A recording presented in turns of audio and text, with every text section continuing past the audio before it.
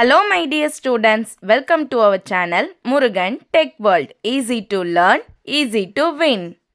இந்த வீடியோவில் நம்ம என்ன பார்க்க போகிறோம் அப்படின்னா subject code CS25C03 essentials of computing சப்ஜெக்டில் சாப்டர் 4ல் நம்ம ஆல்ரெடி சிலபஸில் இருக்க ஒவ்வொரு டாப்பிக்கும் எக்ஸ்ப்ளனேஷன் வீடியோஸ் பார்த்துட்டு இருக்கோம். ப்ரீவியஸ் வீடியோஸ்லாம் பார்க்காம இருந்தீங்கன்னா டிஸ்கிரிப்ஷனில் பிளேலிஸ்ட்டோட லிங்க் கொடுத்துருக்கேன், செக் பண்ணி பாருங்கள். மறக்காம முருகன் டெக் வேர்ல்ட் சேனலை சப்ஸ்கிரைப் பண்ணிக்கோங்க, பக்கத்தில் இருக்க பெல் ஐக்கானையும் கிளிக் பண்ணிக்கோங்க. அப்போ தான் நான் போகிற வீடியோஸ் உடனே நோட்டிஃபிகேஷனாக உங்கள் மொபைலுக்கு வரும். உங்கள் ஃப்ரெண்ட்ஸுக்கும் வீடியோஸ்லாம் ஷேர் பண்ணுங்கள்.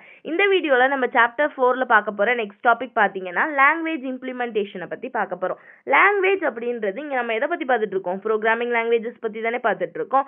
அந்த லாங்குவேஜை எப்படி யூஸ் பண்ணலாம், எந்த மாதிரி இம்ப்ளிமெண்ட் பண்ணலாம் அப்படின்றது தான் இங்க நம்ம பார்க்க போறது. So it is the process of translating and executing the programs written in programming language. ப்ரோக்ராம்ஸ்னா it is the set of instruction. இதை பண்ணு அதை பண்ணு நான் சொல்கிற இன்ஸ்ட்ரக்ஷனை தான் ப்ரோக்ராம்னு சொல்கிறோம். அது எழுதக்கூடிய லாங்குவேஜை நம்ம ப்ரோக்ராமிங் லாங்குவேஜ்னு சொல்கிறோம். அதை எப்படி எக்ஸிக்யூட் பண்ணுறது, மாற்றுறது ஒரு லாங்குவேஜ்லேருந்து இன்னொரு லாங்குவேஜ். ஏன்னா நம்ம ஹியூமன் ரீடபிள் ஃபார்மேட்டில் தான் எழுதியிருப்போம். அதை எப்படி மிஷின் ரீடபிள் ஃபார்மேட்டில் மாற்றுறது, அதுக்கு எப்படி புரிய வச்சு ஒர்க் பண்ண வைக்கிறது, இதுதான் லாங்குவேஜ் இம்ப்ளிமெண்டேஷன் அப்படின்றது. So it involves converting high level source code. That means நம்ம ஹியூமன் ரீட் பண்ணுற அந்த லாங்குவேஜில் இருக்கிறத நம்ம high level source code, high level language அப்படின்னு சொல்லுவோம். அதை மிஷின் லாங்குவேஜுக்கு கன்வெர்ட் பண்ணணும். தட் மீன்ஸ் நம்மளுடைய கம்ப்யூட்டர் ஹார்ட்வேருக்கு புரிகிற வகையில், அதை புரிஞ்சுக்கிட்டு எக்ஸிக்யூட் பண்ணுற வகையில் நம்ம கோடை கன்வெர்ட் பண்ணணும். இது மெயின் திங் லாங்குவேஜ் இம்ப்ளிமெண்டேஷனில் ஃபர்ஸ்ட் பாயிண்ட். ஓகேவா? Then in simple terms it defines how the programming language works inside the computer system. அப்போ ஒன்றுமே கிடையாது லாங்குவேஜ் இம்ப்ளிமெண்டேஷன்னா, ஒரு ப்ரோக்ராமிங் லாங்குவேஜ் ஒரு கம்ப்யூட்டருக்குள்ளே போயிடுச்சுன்னா எப்படி ஒர்க் ஆகுது, எப்படி ரன் பண்ணி நமக்கு அவுட்புட்டை கொடுக்குதுன்னு தெரிஞ்சுக்கிறதுக்கு பேர் தான் லாங்குவேஜ் இம்ப்ளிமெண்டேஷன். இதில் ஸ்டேஜஸ் ஆஃப் லாங்குவேஜ் இம்ப்ளிமெண்டேஷன் என்னென்னு பார்த்தீங்கன்னா நிறைய ஸ்டேஜஸ் இருக்கு ஒரு ப்ரோக்ராமிங் லாங்குவேஜை மாற்றுறதுக்கு. ஓகேவா? அதை டிரான்ஸ்லேட்டர் அப்படின்றத வச்சு தான் பர்ஃபார்ம் பண்ண போது கம்பைலர் எக்ஸிக்யூட்டர் சொல்லி. ஃபர்ஸ்ட் ஸ்டேஜ் 1 பார்த்தீங்கன்னா லெக்சிக்கல் அனாலிசிஸ் அப்படின்னு சொல்லுவாங்க. லெக்சிக்கல் அனாலிசிஸ் அப்படின்னா ஸ்கேன் பண்ணுறது. ஒரு சோர்ஸ் கோட் இருக்குன்னா, ஒரு 10 லைன் கோடிங் இருக்கு அப்படின்னா அதில் ஒவ்வொரு வேர்டும் நம்ம டிஃப்ரெண்ட்டாக எழுதியிருப்போம் இல்லையா? அந்த ஒவ்வொரு வார்த்தையையும் தனித்தனியாக பிரிக்கிறதுக்கு பேர் நம்ம டோக்கன்ஸ் அப்படின்னு சொல்லுவோம். ஓகேவா? டோக்கன்ஸ்னா small unit such as keywords, identifier, operator, சிம்பிள்ஸ்னு ஒவ்வொன்றையும் தனித்தனியாக பிரிக்கிறதுக்கு பேர். அதை பிரித்து ஐடென்டிஃபை பண்ணி எடுக்கிறதுக்கு பேர் லெக்சிக்கல் அனாலிசிஸ் அப்படின்னு சொல்லுவோம். So the program responsible for this is call lexical analysis or scanner அப்படின்னு சொல்கிறாங்க. இப்போ சோர்ஸ் கோடில் int sum equal to a plus b அப்படின்னு ஒரு லைன் இருக்கு. இதில் டோக்கன்ஸ் அப்படின்னா இன்ட் அப்படின்றது ஒரு டோக்கன், சம்ன்றது ஒரு டோக்கன், ஈக்குவல் டுன்றது ஒரு டோக்கன், ஏ ஒரு டோக்கன், பிளஸ் ஒரு டோக்கன், பிஇ அந்த செமிகோலன், இது எல்லாமே ஒவ்வொரு டோக்கன். இப்படி ஃபர்ஸ்ட் பிரிக்கிறதுக்கு பேரு ஸ்கேனிங் ஆர் லெக்சிக்கல் அனாலிசிஸ் அப்படின்னு சொல்றோம். செகண்ட் ஸ்டேஜ் அப்படின்னு பார்த்தீங்கன்னா syntax analysis. That means parsing அப்படின்னு சொல்லுவோம். நம்மளுடைய sequence of token checks whether the sequence of token follow the grammar rules of the language.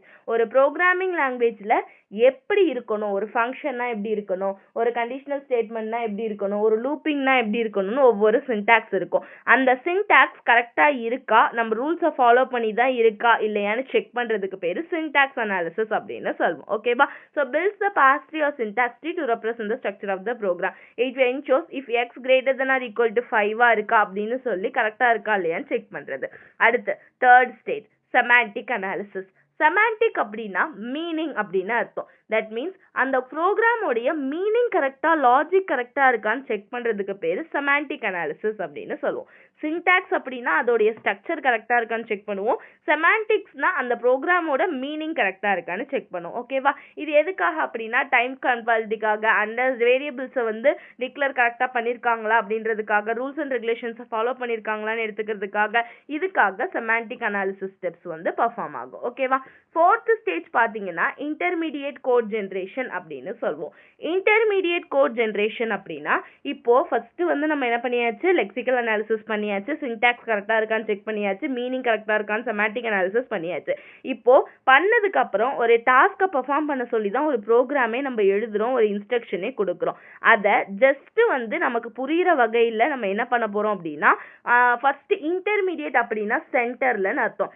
இது நம்ம மிஷின் கோட், நம்ம இது ஹியூமன் கோட். ஓகேவா? நம்ம ஹியூமன் எழுதியிருக்க ஹை லெவல் லாங்குவேஜ். இதை நம்ம என்னவா மாற்றணும், மிஷின் லெவல் லாங்குவேஜா, மிஷின் கோடா மாற்றணும். இதுக்கு இடையில இந்த 2 ஸ்டெப்புக்கும் இடையில நான் கொடுக்குற இந்த ஸ்டெப்புக்கு பேர் தான் இன்டர்மீடியேட் அப்படின்னு சொல்லுவோம். இன்டர்மீடியேட் கோட் ஜென்ரேஷன்னா ஹியூமன் லெவல் லாங்குவேஜை ஒரு அசம்பிளி லெவல் லாங்குவேஜை ஃபர்ஸ்ட் கன்வெர்ட் பண்ணி அதுல இருந்து மிஷின் லெவல் லாங்குவேஜுக்கு கன்வெர்ட் பண்றது. ஓகேவா? அதுதான் நம்ம இங்க கொடுத்துருக்க step. Okay, fifth one code optimization. Code optimization அப்படின்னா என்ன? Improve the efficient. ஆப்டிமைஸ் அப்படின்னா பெஸ்ட் அப்படின்னு அர்த்தம். இருக்கிறதுலே பெஸ்ட் வேல்யூ எதுன்னு நான் செக் பண்ணுறது. அப்போது நம்ம கோடிங் ப்ரோக்ராம் எல்லாமே கரெக்டாக இருக்கா, எந்த ஃபங்க்ஷன்ஸையும் சேஞ்ச் பண்ண தேவையில்லையா, இல்லை எதாவது சேஞ்ச் பண்ணால் நம்மளுடைய ஃபங்க்ஷனாலிட்டி இன்னும் இன்க்ரீஸ் ஆகுமா, இதெல்லாம் செக் பண்ணி நம்மளுடைய கோடை ஆப்டிமைஸ் பண்ணுறது. அதுக்கு பேர் கோட் ஆப்டிமைசேஷன் அப்படின்னு சொல்லுவோம். அடுத்து கோட் ஜென்ரேஷன். இப்போ இது எல்லாமே பண்ணியாச்சு, இன்டர்மீடியேட் கோடு கிடைச்சிருச்சு, அதை ஆப்டிமைஸும் பண்ணியாச்சு, அதாவது பெஸ்ட் வெர்ஷனை பண்ணதுக்கப்புறம் நம்மளோட நெக்ஸ்ட் ஸ்டெப் டைரெக்டாக என்ன? கோட் ஜென்ரேஷன் தானே. தட் மீன்ஸ் இன்டர்மீடியேட் கோடாக நம்ம எழுதுனது machine code. That means 0s and 1s binary ஃபார்மேட்டில் நம்ம டேட்டாவை மிஷினுக்கு புரிகிற மாதிரி, மிஷினில் இருக்க சிபியூக்கு ஹார்ட் டிஸ்க்கு புரிகிற மாதிரி நம்ம கன்வெர்ட் பண்ணுறது. இதுக்கு பேர் கோட் ஜென்ரேஷன் அப்படின்னு சொல்லுவோம். ஸ்டேஜ் 7 பார்த்தீங்கன்னா லிங்கிங் அண்ட் லோடிங்.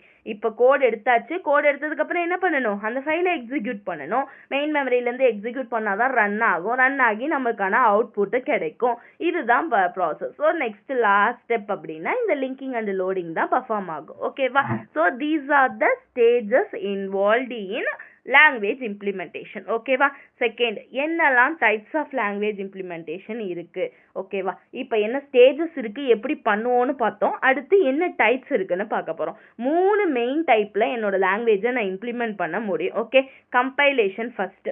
கம்பைல் பண்றது அப்படின்னா நம்ம ஒரு 100 லைன் ப்ரோக்ராம் எழுதினாலும் சரி, 1000 லைன் ப்ரோக்ராம் எழுதினாலும் சரி, ஒட்டுமொத்த ப்ரோக்ராமையும் படிச்சுட்டு அதை அப்படியே மிஷின் கோடா முதல்ல கன்வெர்ட் பண்ணிடும். கன்வெர்ட் பண்ணிட்டு எல்லா கோடையும் எக்ஸிக்யூட் பண்ணி நம்மளுடைய எரரை செக் பண்றதுக்கு பேரு கம்பைலேஷன் அப்படின்னு சொல்லுவோம். ஓகேவா? So the entire source code is translated into machine code before execution. So resulting file is called executable அப்படின்னு சொல்லுவோம். இது கம்பைலேஷனுக்கு. இதோட கேரக்டரிஸ்டிக்னு பார்த்தீங்கன்னா ஃபாஸ்டர் எக்ஸிக்யூட் ஆகும். எரர் ஏதாவது ஃபவுண்ட் ஆச்சு அப்படின்னா கம்பைலேஷன் அப்போ எரர் இருந்துச்சுன்னா தெரிஞ்சிடும். நம்ம அதை ரீகம்பைல், தட் மீன்ஸ் எரரை ரெக்கவர் பண்ணதுக்கப்புறம் நம்ம கோடை சேஞ்ச் பண்ணிக்கலாம். ஓகேவா?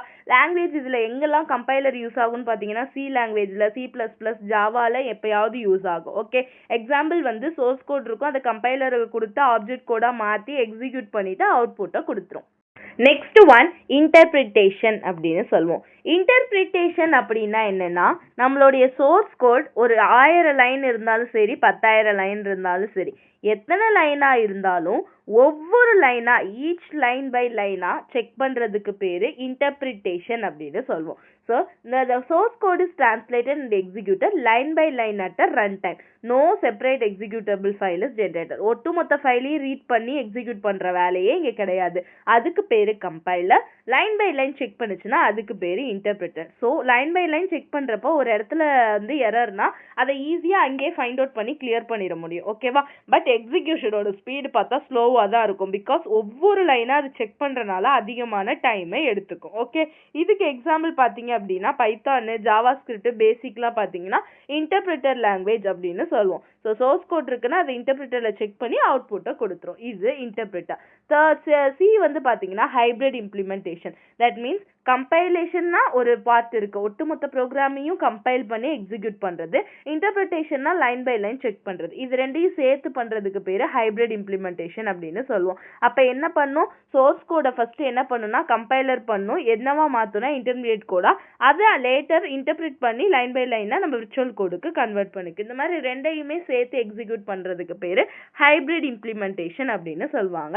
எக்ஸாம்பிள் பார்த்தோம்னா ஜாவா, ஜேவிஎம்ல, பைத்தான்ல, பைட் கோட்ல, சி ஹேஷ் ஃபங்க்ஷன்ல, இதுல எல்லாத்துலயுமே ப்ரோக்ராமிங்லலாம் பார்த்தீங்கன்னா இந்த ஹைபிரிட் இம்ப்ளிமெண்டேஷன் மெயினா யூஸ் பண்றாங்க. ஓகே, ஸோ ரொம்ப ரொம்ப ஈஸியான கான்செப்ட் தான், சின்ன கான்செப்ட் உங்களுக்கு புரிஞ்சிருக்கும். நெக்ஸ்ட் வீடியோல நெக்ஸ்ட் டாபிக் பார்க்கலாம். Stay tune. இந்த வீடியோ பிடிச்சிருந்தா மறக்காம லைக் பண்ணுங்க, உங்க ஃப்ரெண்ட்ஸுக்கும் ஷேர் பண்ணுங்க. முருகன் டெக் வேர்ல்ட் சேனலை சப்ஸ்கிரைப் பண்ணிக்கோங்க, பக்கத்தில் இருக்க பெல் ஐக்கானையும் கிளிக் பண்ணிக்கோங்க. அப்பதான் நான் போடுற வீடியோஸ் உடனே நோட்டிஃபிகேஷனா உங்க மொபைலுக்கு வரும். This is Jayashree signing of.